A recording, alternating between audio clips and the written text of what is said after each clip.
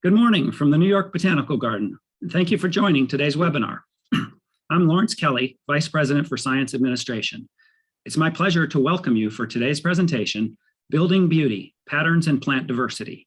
At any time during the webinar, please submit questions by clicking the Q&A button at the bottom of the window, and we'll gather these for the speaker to answer at the end. Live captions can be enabled by clicking the CC button, then Show Subtitles or View Full Transcript. Today's presentation is being recorded and will be available in the NYBG Lecture Library. You're joining us for a special webinar from Dr. Barbara Ambrose, who is up for promotion from Associate Curator to Full Curator. In her research, Dr. Ambrose investigates patterns of plant diversity using genomics, developmental genetics, and artificial intelligence. Together, these approaches help us understand plant diversity, including how plants have evolved and continued to survive through hundreds of millions of years of changing environmental conditions. Plants hold many secrets and solutions that we can use to help us in our own survival in the face of biodiversity loss, climate change, and threats to food security. Today, Dr. Ambrose will discuss some of these secrets. To introduce our speaker, I'm happy to turn it over to Dr. Dennis Stevenson, Senior Curator Emeritus at the New York Botanical Garden. Take it away, Dennis. Thank you, Larry. This is a special event when we have these promotion things. And Barbara's a special person, at least for the institution and for me. And what I'd like to do, I'm not going to go through her CV. You can go read those online and we'd be here forever because it's so lengthy. But I would just like to highlight some of the things that she's done and is doing, I think, for the good of plant sciences. So Barbara, unlike some of us who travel the world to collect plants, Barbara traveled the world to study botany and plants. So she did her undergraduate degree at the University of the West Indies, of which I'm very jealous. She did her PhD at University of California at San Diego, then a postdoc in Mexico, and then was on the faculty of Massey University in New Zealand, and finally came back to her home state of New York. Now, there's something special about her and what she's done when she came back to New York. One of the things which was mentioned by Larry is sort of that her research is actually very eclectic. And that's very important, I think, in this modern era. And by that, I mean, not only has she mastered what we might call the traditional methodology, such as in this opening picture, but she also brings new dimensions to what we do at the institution and what we do as curators. Now, often when you're someone like me, you talk about people you've mentored. Well, it's a two-way street. And Barbara has been mentoring me and many of our other people at the garden, such as Robin Moran and whatnot, in learning these new methodologies. And she's now a pivotal player in the New York Plant Genomics Consortium. She develops collaborations nationally, internationally, and interinstitutional things. And what she does for the institution is not only great research and lots of good funding, but she's, excuse me, what I call an institutional thinker. She does things that do not necessarily benefit her, but benefit the institutions and the people that work with her and her colleagues. And if you put all that together, one of the great highlights for her, I think, is her relationship with students and interns, because that's the next generation. And when you see this talk, you will see why these students love to work with her and why they learn so much and are our hope for the future. So I give you now Barbara Ambrose to start.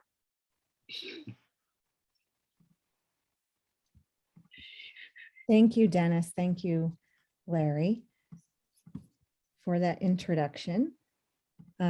As Dennis mentioned, I have a sort of eclectic research career, but I'm hoping to convince you that all of the things that I do can be under the umbrella of patterns in plant diversity. And I'm interested in patterns in plant diversity at many different levels, from the large scale down to the molecular level. Now we all know there's a lot of plant diversity in the world. There's a lot of diversity in flowers, fruits, seeds, and leaves. And what I'm interested in is the form of each of these structures, what do they look like, their morphology, how these morphologies come to be, that is their development, how do they develop from a single cell to a multicellular structure, as well as what are the molecular genetics that build each one of these structures, and how do changes in the genes or the molecular genetic network, how changes in those networks gives us a diversity of form.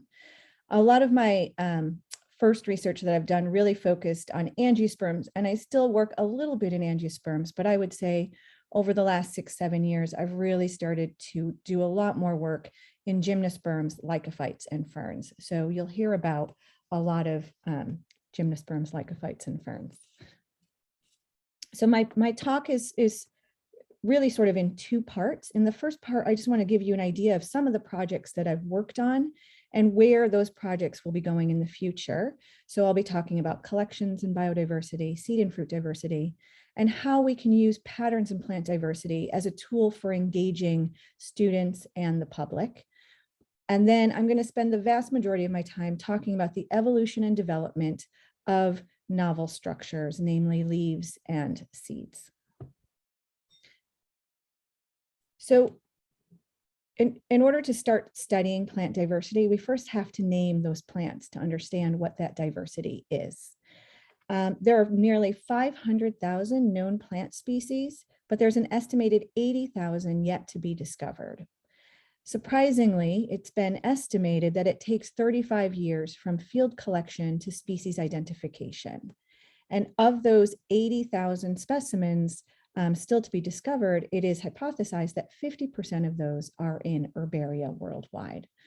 So as you know, the NYBG herbarium has nearly 8 million plant and fungal specimens. And a lot of these have been imaged. And so the idea was, can we reduce the bottleneck in species identification for the collections that we hold? And can we have a tool that will help herbaria worldwide to discover what's in their own collections?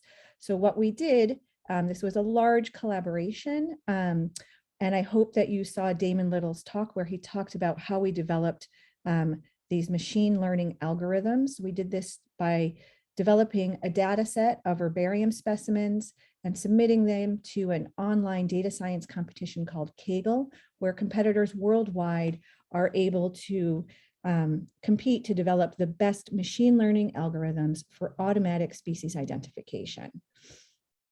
And this year was our third competition, and we called it the Half Earth Challenge. This included also herbaria in Oceania, as well as our own collections from the Americas. So we called it the Half Earth Challenge. It had 2.2 million specimens representing nearly 65,000 species.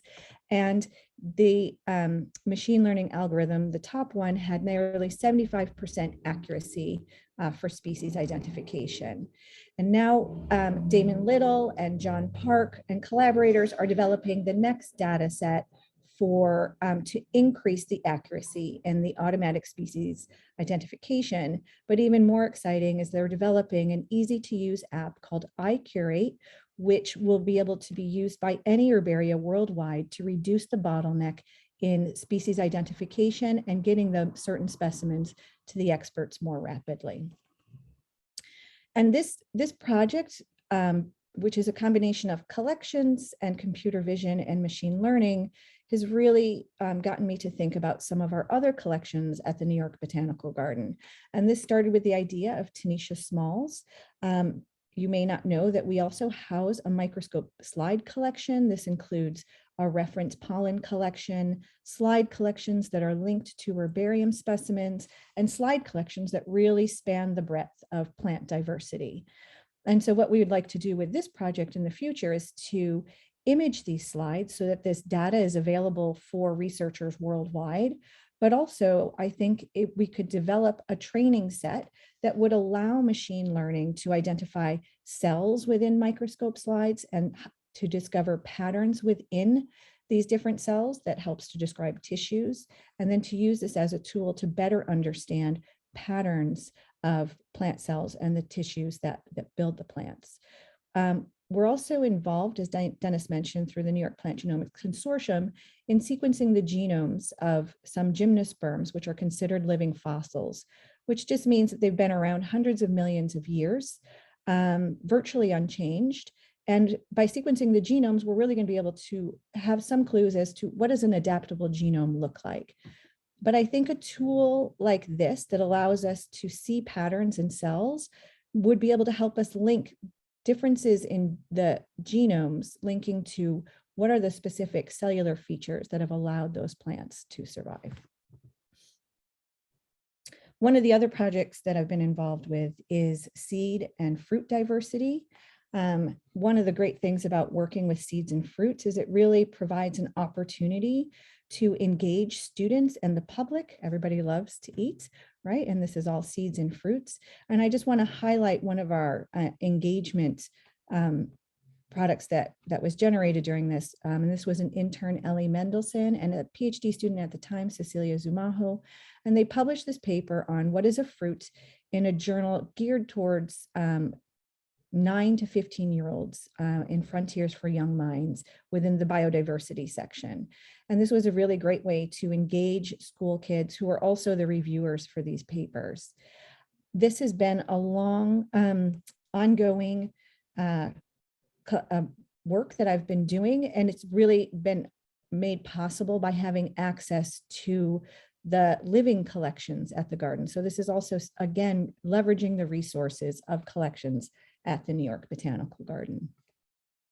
And now this is sort of transitioned from trying to understand seed and fruit diversity within angiosperms and Cecilia's PhD work, which you can see her beautiful, beautiful PhD defense working on the origin and evolution of seeds in gymnosperms online at the New York Botanical Garden. But what she showed was she compared the genetic networks comparing angiosperm and gymnosperm seed developmental networks. And surprisingly, those are not wholly conserved. So we think that by studying diversity, particularly within gymnosperms, can help us to better understand seed development and evolution. I'll be talking a little bit more about that later. And now this work is sort of transitioned into looking at the development of fleshy seeds within gymnosperms. And this is now part of a large collaborative project with collaborators in Spain and Italy and around the world to understand the evolution and development of fruits and fruit-like structures. And this is a project that just began, and I'm really excited to be working on this project. And the other project that I just want to briefly tell you about is how we can use patterns in plant diversity to engage the public. This having tools like the scanning electron microscope, we're able to show the public how to see plants in a new light. On the right are spores from Ceratopteris richardii, and on the left is looking down on an apex of a dahlia flower, and you can see the phyllotaxy. And what I did recently was to use these SEM images to write an essay for the Kusama catalog, which was a recent exhibit at the New York Botanical Garden, and also to generate images for the Everett Children's Adventure Garden on their scavenger hunt, looking through the garden. So just sort of in summary of those projects, I just really want to highlight that I think that this research is really only possible at the New York Botanical Garden. It is really having access to the collections, the herbarium collections, the lab collections, as well as the living collections. So this access to diversity, knowledge of plant diversity, and then combining that with tools of transcriptomes and genomes and machine learning and large collaborations that will help us to investigate patterns in plant diversity. Because I think that there are solutions in these patterns to plant diversity that we really need in order to find solutions to the problems facing us today. So now I want to spend the vast majority of my time talking about a project that I've been working on the last 6 or 7 years and where that project is going. So this is in the field of plant evolutionary developmental biology, or EVO-DEVO. And what that means is really looking at the role that development plays in driving evolutionary change. And the genes that are that play a role in EVO-DEVO are part of a genetic toolkit. They're mostly involved in signaling pathways, and these are composed of transcription factors, receptors, ligands, and morphogens. And the mechanistically, how we look at EVO-DEVO is through duplication and diversification of function. And that means duplication of genes either through whole genome duplication, tandem duplications, or segmental duplications, and then the diversification of function of those duplicates either through neofunctionalization, where one copy takes on a new role, or subfunctionalization, where each of the copies takes on a part of the original role. You can also have redundancy, where you can lose one copy and the other one can step in and play that same role, as well as you can have gene loss and just lose one of those copies. And I think one of the best examples of plant EVO-DEVO that a lot of people are aware of is the duplication and diversification of Madsbach's transcription factors and how they pattern flowers. So we had throughout plant evolution, the duplication of Madsbach's transcription factors, the diversification of their function and neofunctionalization and subfunctionalization that allowed these Madsbach's transcription factors to pattern the flower.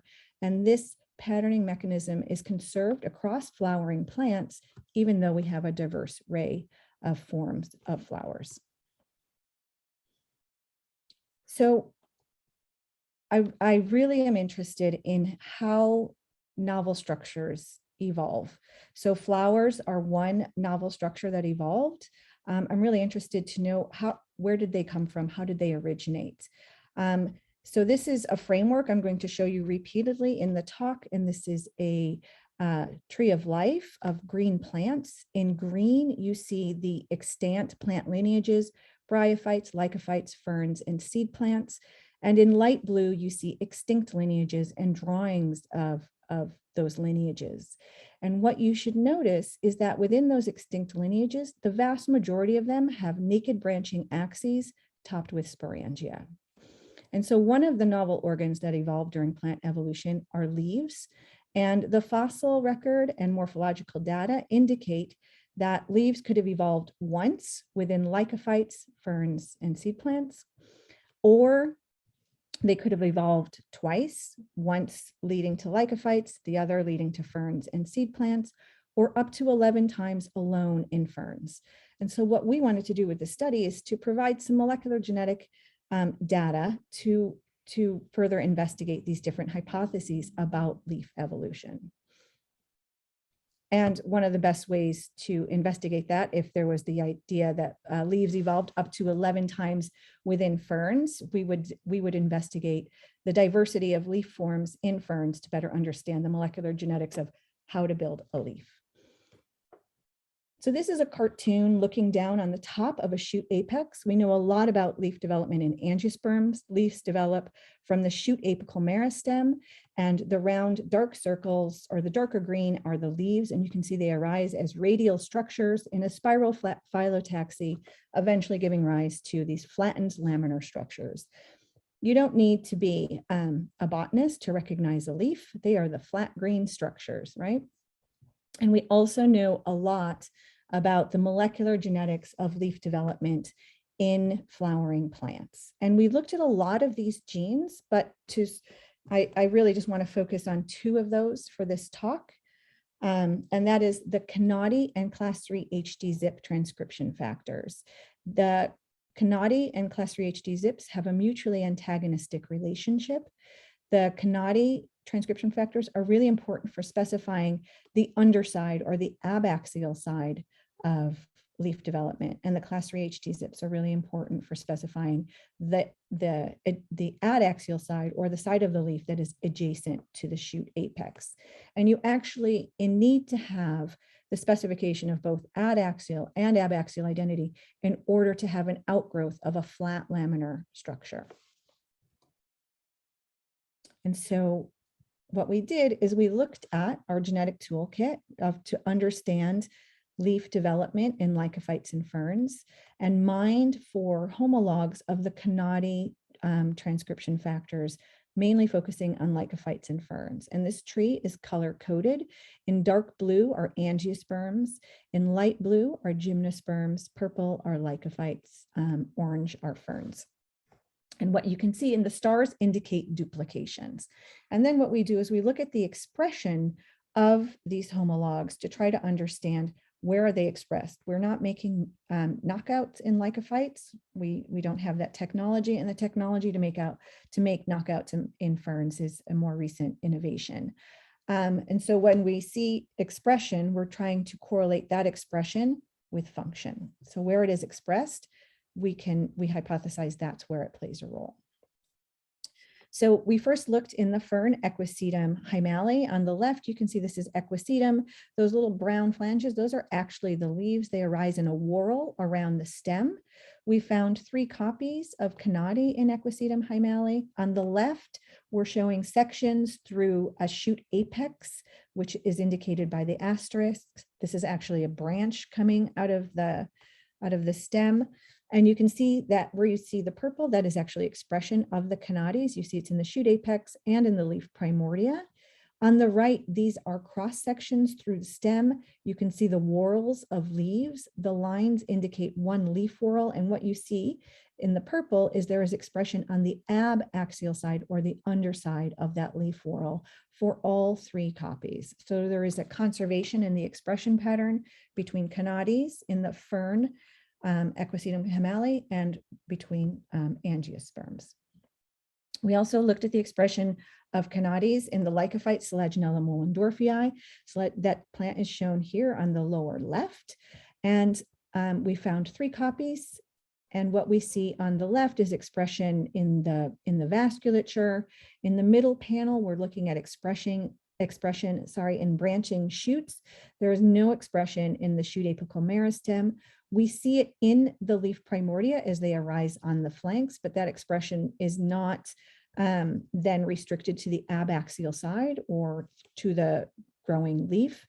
And then in the right panel, these are sections through a cone, which with their sporangia along the edges, those are the round circles with the arrows.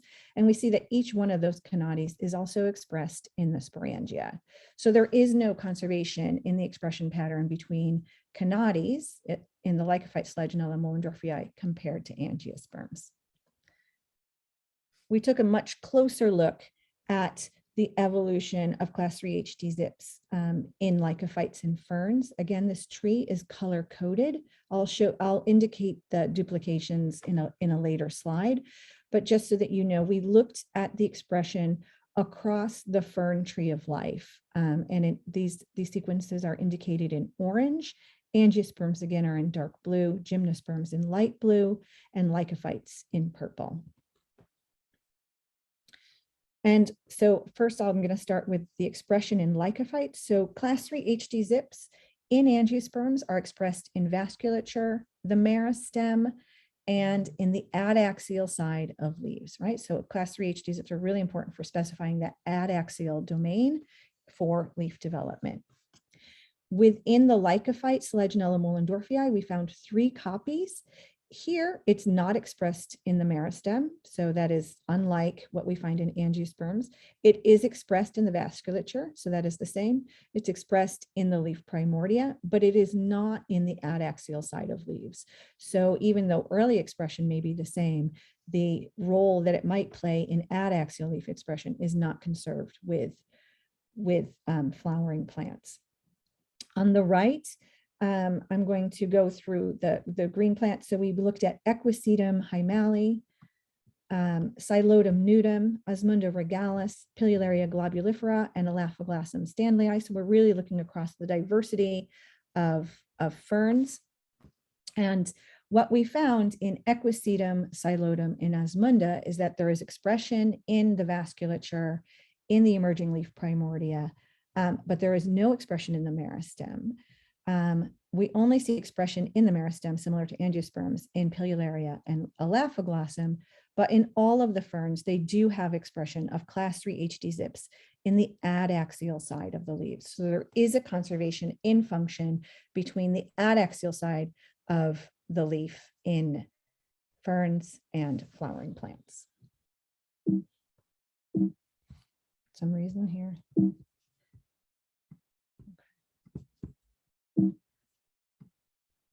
Oops, sorry about that.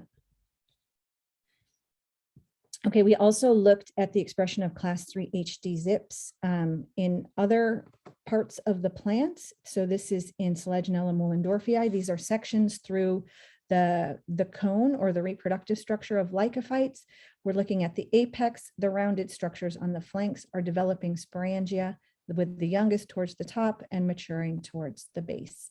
And we found expression of each one of these copies at different stages of sporangia development. That led us to go back and to look into the ferns to see if we could see expression in other parts besides meristems and leaves.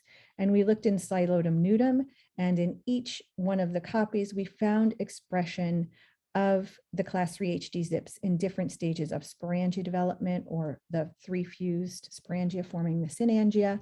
And so class 3 HD zips are also expressed in sporangia in ferns. So this is a cartoon of the duplication and diversification of the genetic toolkit that would be necessary for specifying adaxial leaf identity. Within angiosperms, there are 5 class 3 HD zips. Those are the result of duplications just within angiosperms. What we think happened is there was a duplication at the base of the ferns and the seed plants. This led to neofunctionalization, and that class 3 HD zips acquired a new function in adaxial leaf development. And the square at the bottom indicates what we consider to be, we hypothesize to be the ancestral role of class 3 HD zips, and that is in sporangia development. So if we go back and think about those theories of leaf development, there's one theory for the development of leaves in ferns and seed plants. This is at the bottom. This is called the telome theory, where you had 3 independent processes, overtopping, planation, and webbing of these telomes or branching axes that led to the evolution and development of leaves. Within lycophytes, there were several theories to explain the evolution of microphyls. The most widely cited theory was the annation theory, which said that flaps of tissue evolved on the flanks of these branching axes that later became vascularized. This would be a de novo origin of leaves within lycophytes. There's also a couple other theories, the sterilization theory and the telome theory, in that you would either have the sterilization of sporangia that led to the evolution of leaves within lycophytes, or a reduction of the telome itself that gave rise to the evolution of lycophytes. So this would be a recruitment of an existing developmental pathway. And from our expression analyses of class 3 HD zips and now canades, as well as other genes that are necessary to build leaves in angiosperms, we really think that not only do you need the naked branching axes and their developmental programs for the evolution and development of leaves, but that a sporangia developmental pathway was co-opted for the development of lycophyte leaves as well as fern leaves.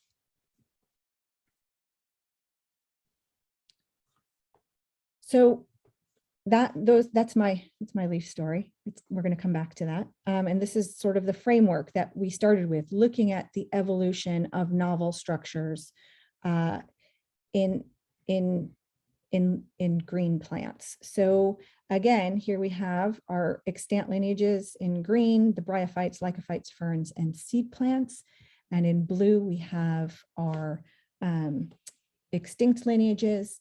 And one novel structure that evolved leading up to the seed plants was the seed. This is a characteristic that is shared by both angiosperms and gymnosperms.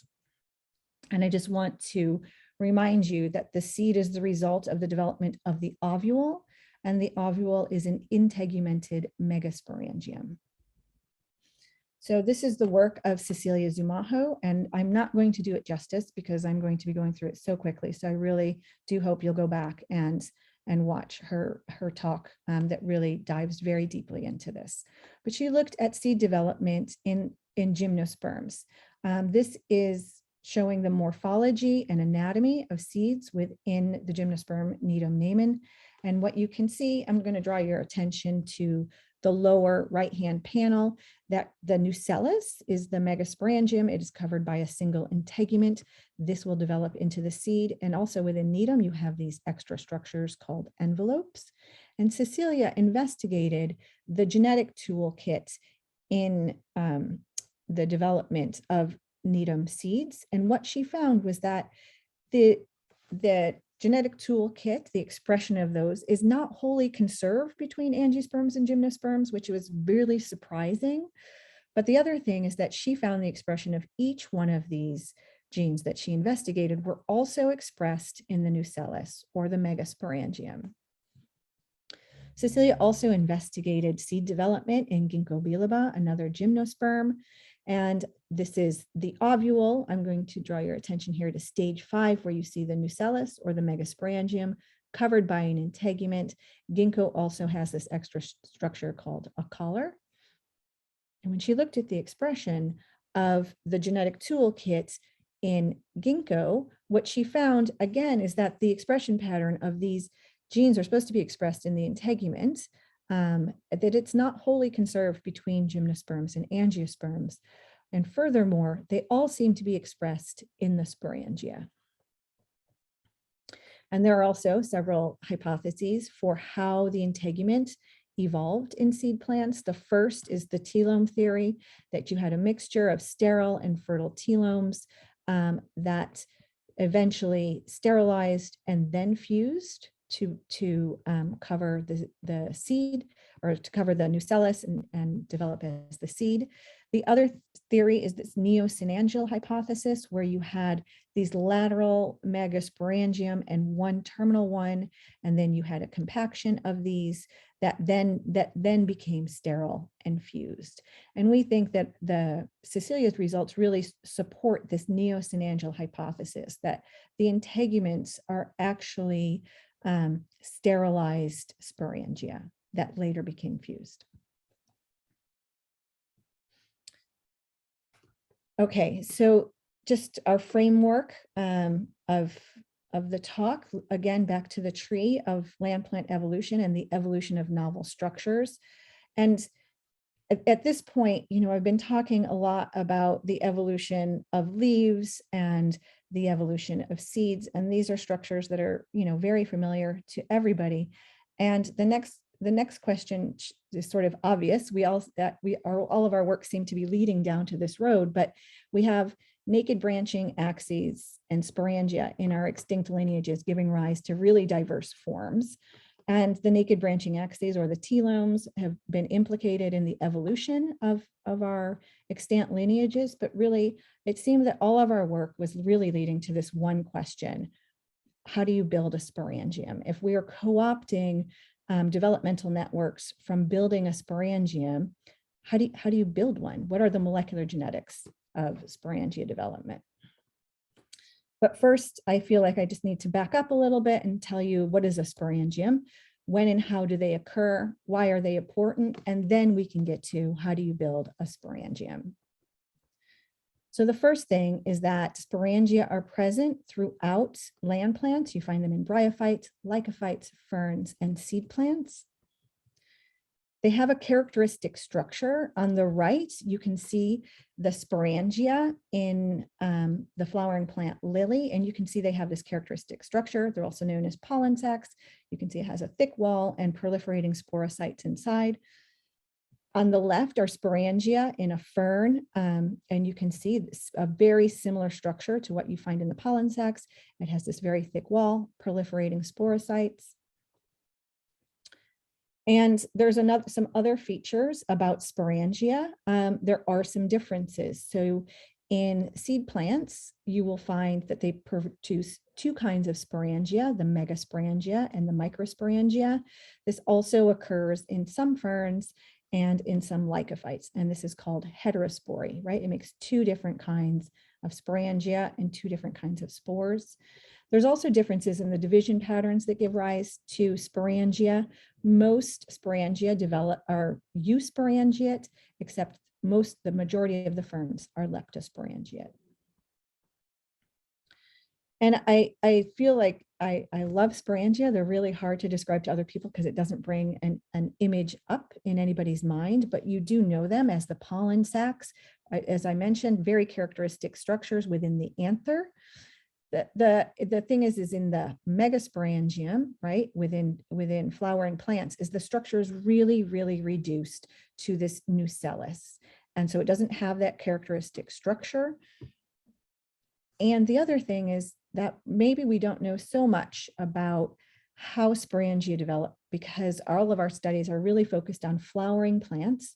So you have first a really reduced structure in the megasporangium. But the other thing is that sporogenesis, or the generation of spores within the sporangia, and subsequent gametogenesis, the development of the gametes, are really tightly linked spatially and temporally in angiosperms. So it would be really difficult to dissect those two processes away from each other. The other thing about sporangia is they occur in consistent characteristic places in particular patterns. And so these are diagnostic features for every species, particularly ferns. And so we know that they're genetically hardwired. How not only how are sporangia built, but how are they patterned is a really big question as well.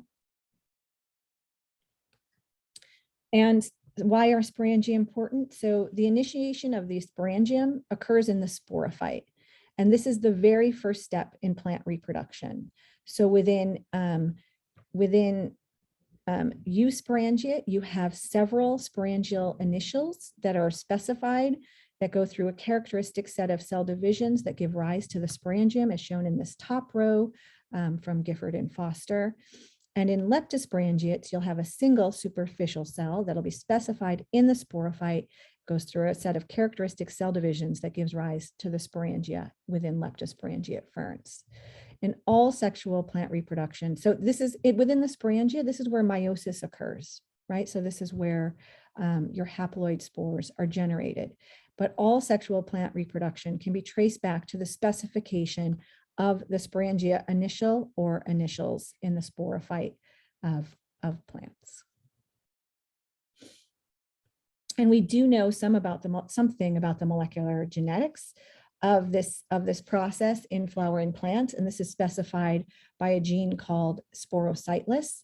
Sporocytlus is seems to be controlled by the Madsbach transcription factor A-gamus.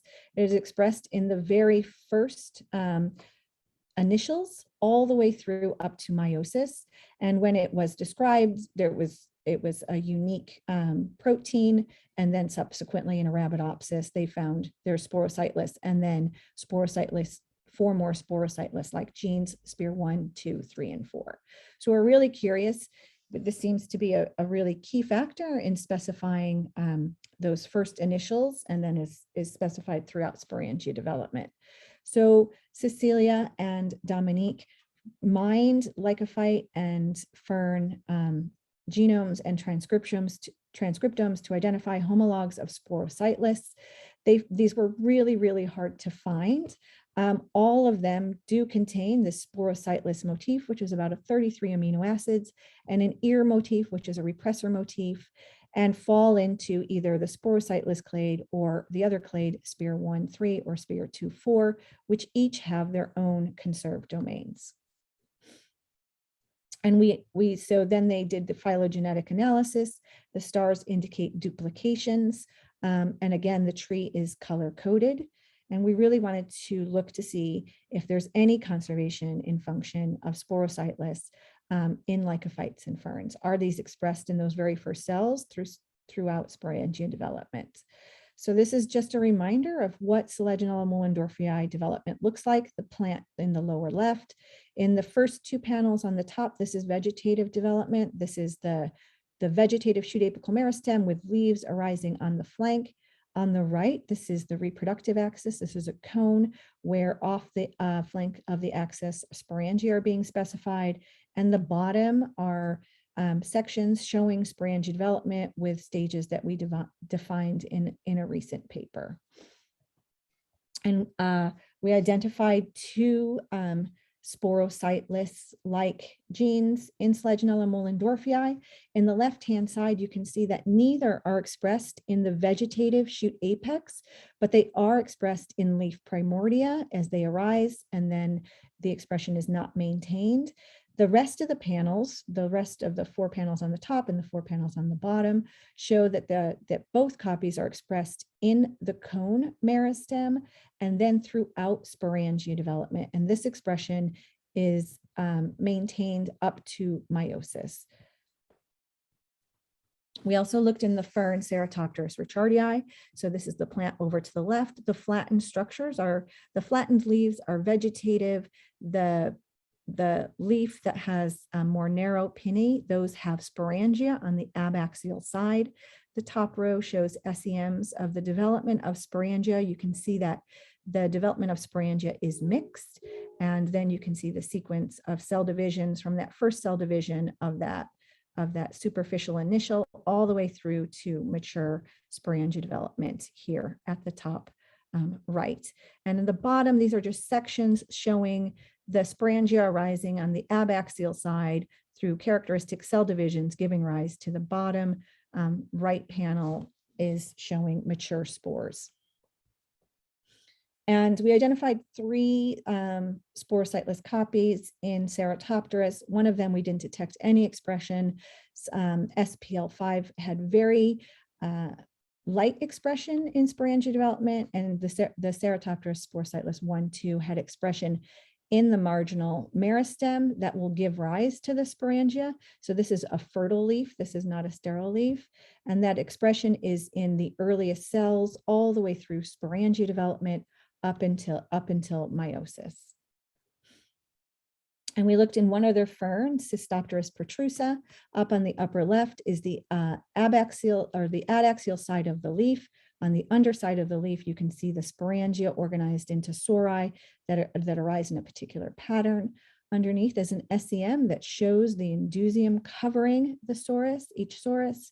And on the right 3 panels show sections through these different sori, and you can see that sporangia development in each is mixed. And you can also see, I think it shows very well in this panel down in the bottom, you see that first cell that is specified for sporangia development all the way through to a mature sporangia with mature spores inside. And when we look at the expression, we only identified 1 sporocytlus homologue in Cystopteris, and it is expressed from the very first stage of sporangia development all the way up through meiosis. So just to summarize sporocytlus is conserved in vascular plants. Its expression from archosporial initial through to meiosis. Sporocytlus expression we also detect in reproductive meristems of lycophytes and ferns, which is new. We knew sporocytlus from Arabidopsis, which is heterosporous. We also see that sporocytlus expression is found in Homosporous species as in ferns. And sporocytlus, there are distinct proteins, which I didn't highlight, in leptosporangiate ferns, but the expression pattern is conserved. So we're really curious to find out now, where does sporocytlus fit in the genetic network of building sporangia? And one of the culprits, of course, are MADS-Box transcription factors. And we studied the duplication and diversification of these within the lycophyte Selaginella moellendorfii. There are only 3 type 2 classic MADS-Box genes in Selaginella moellendorfii. They have diverse expression patterns in vegetative and reproductive structures, but all 3 are expressed at various stages of sporangia development in Selaginella moellendorfii. And so I just want to finish by saying that it wasn't obvious when I started this work, but it's now completely obvious from the expression data that we really need to understand what is that fundamental genetic module that builds sporangia. And once we can figure out what is the fundamental module building sporangia, we'll have a much better idea about how that module was co-opted to the evolution and development of novel plant organs like seeds and flowers and fruits and leaves. And the leaf and seed and sporangia work was done by people who have been immensely important to my career: Tanisha, Cecilia, Dominique, Alejandra, Raphael, Robin, and Dennis, and funded by federal and private foundations. And of course, the work that I've done for the last 6-7 years couldn't have been done. I mean, it takes a village. So NYBG staff from across, science, the library, education, horticulture, administrative departments, particularly budget and finance, and of course, graduate students, postdoctoral fellows, interns, visitors, and these collaborations, national and international, have been really very important. So thank you, everybody. And I'm happy to take questions.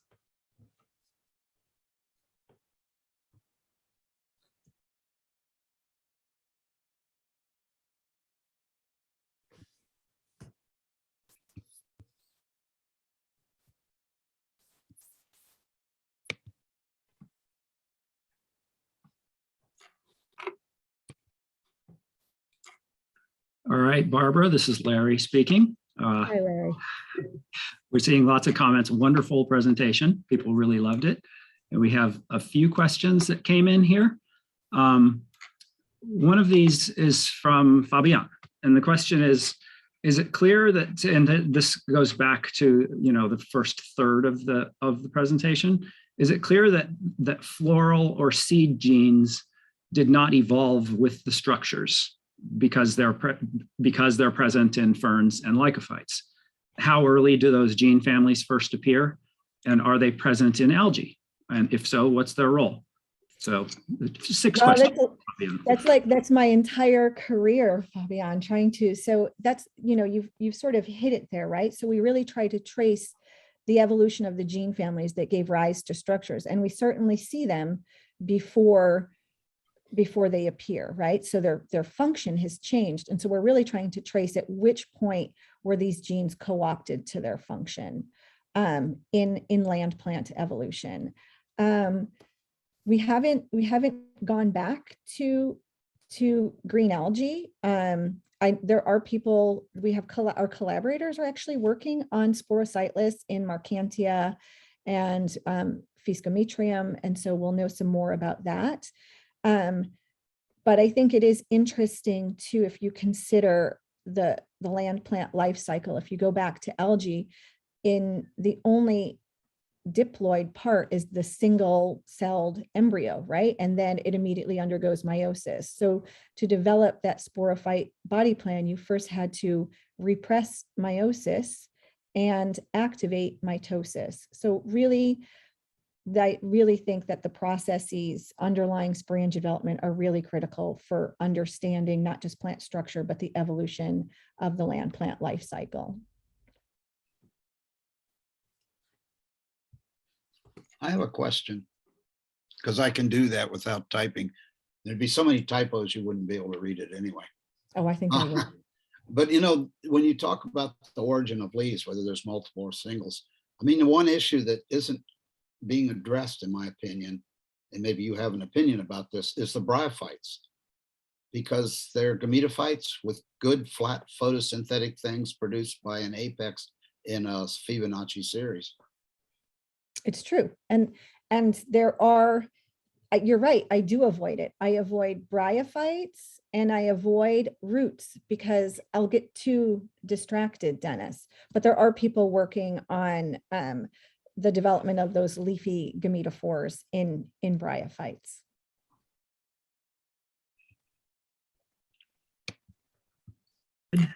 I think we have another question here from Molly Roussel.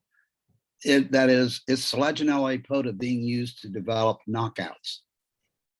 That's I think she's talking about the Selaginella we like to use.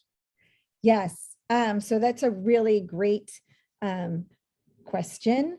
So I've talked a lot about Selaginella moellendorfii, and I think the reason Molly might be asking about Selaginella apota is that in cultivation, Selaginella moellendorfii doesn't make functional megasporangia, so it's very difficult to do genetics. So we had started, Dennis, Damon started this, and then I sort of picked it up, is trying to develop Selaginella apota into a functional genetic system. And that's because it makes equal numbers of microsporangia and megasporangia. And so you could actually do some genetics. And so we've worked in the lab, Tanisha, I should say, has worked in the lab on cultivating this under laboratory conditions, and that we've sequenced its genome. We're going to do it again and hopefully make that available. But what we've done now is, since knockouts have been done in Ceratopterus richardii, we really want to master those techniques in the lab. And we think once we have those, we'll be able to apply those to Selaginella apoda. But Molly, if you want to work on it, that would be wonderful. We have another one here from Christina, which kind of interesting, about also conservation of expression patterns suggests conservation of regulators, miRNAs in some cases. Have you also thought of that? Yeah, so we're looking at just a few genes, and I think the key is that they are part of a larger regulatory network. And what I didn't mention was, I mostly focused on our candidate gene approach. We did also use transcriptomes and looking at differential expression and trying to pick out candidates for understanding these processes. But what has really provided the most data is the candidate gene approach at this point in time. There was another question which from John Butler.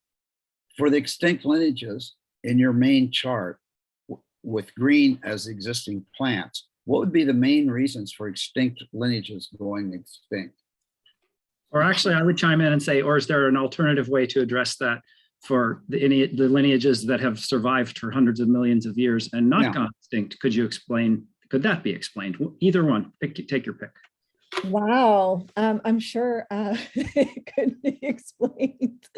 I think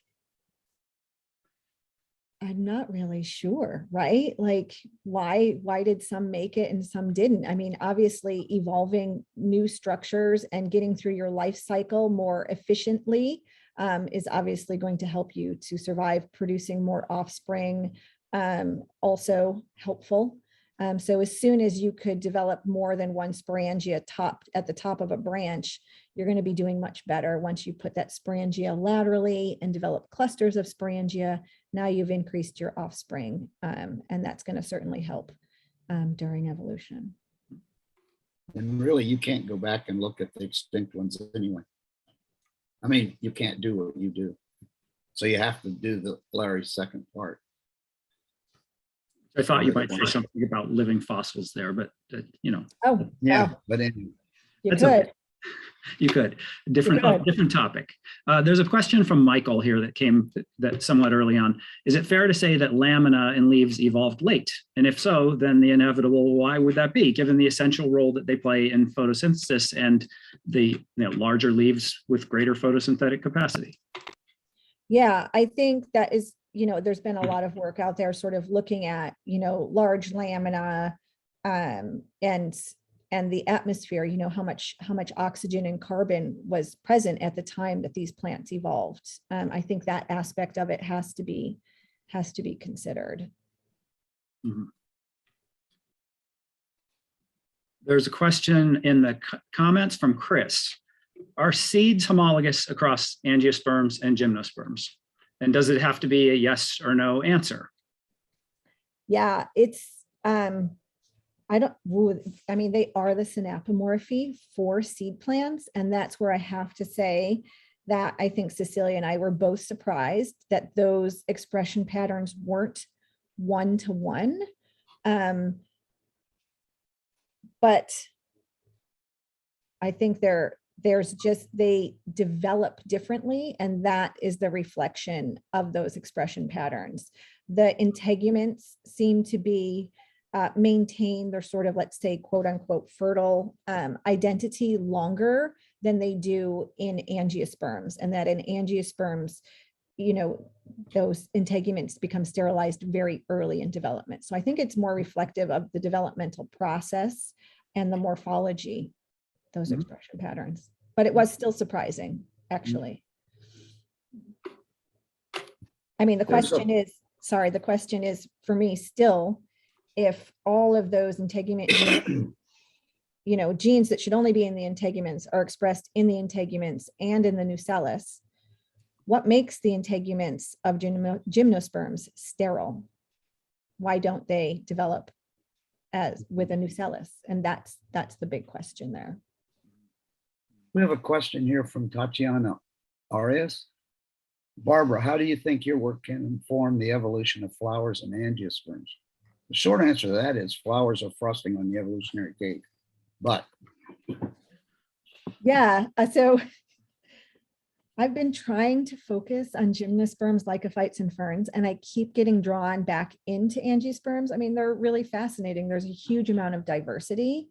And I really do think that this core network of sporangia development is key for also understanding flowering plants. I mean, the floral organs are considered sterilized, or they're considered leaves, right? But if none of these extinct lineages had leaves and they were sporangia, I think that's going to say a lot about how the flower evolved as well.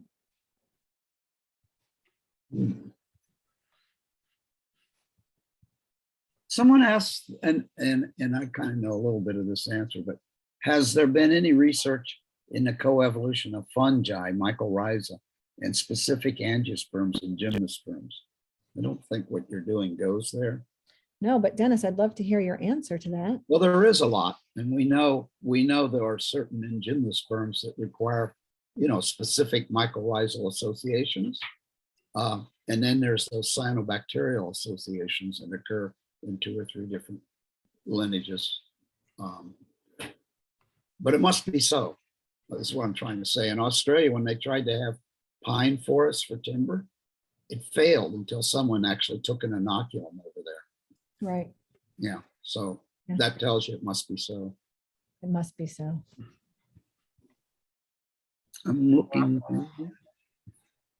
I think there's 2 different kinds of lists here.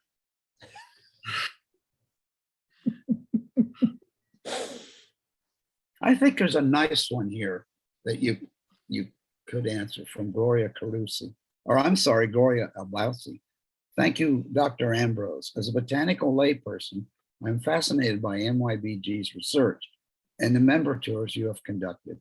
Is there something NYBG members, such as myself, can do to help increase public awareness of your and NYBG's incredibly important work? Thank you again. Oh, thank you for that. Yeah. And tell your friends and family and have them, check out our website. I think, the pandemic has been tough on everybody, but I think silver lining, these seminars and webinars are now accessible to the public so much more than ever, along with, education courses and all of the offerings at the garden. But any sort of communication you do with your friends and family would be much appreciated. Thank you.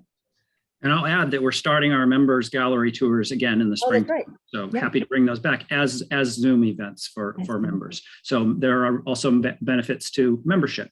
But I love that question because it's coming from a generally interested plant person, not a botanist, and happy that somebody like that attended the seminar and asks for more information. Absolutely. All right, we're winding down. We're kind of run out of time here. We won't have a chance to address all the questions. We always save the transcript, and if there are lingering questions that should be answered, we'll respond to you. But I'll wrap it up first by thanking Dennis for the nice introduction and Barbara for the wonderful presentation. That was really great. Again, I'll remind the audience that if you missed any part of the webinar, or if you want to catch it again, we've saved a recording and it will be published in the NYBG Lecture Library. Please join us for future science webinars. On Friday, January 7th, join us for the webinar, Systematics of South American Members of the Legume genus Rincosia. Those of you who've not already registered for this can sign up using the link that I will post in the chat in just a few seconds. Until next time, please stay well, stay green, and take care. Goodbye, everybody, and thank you once again.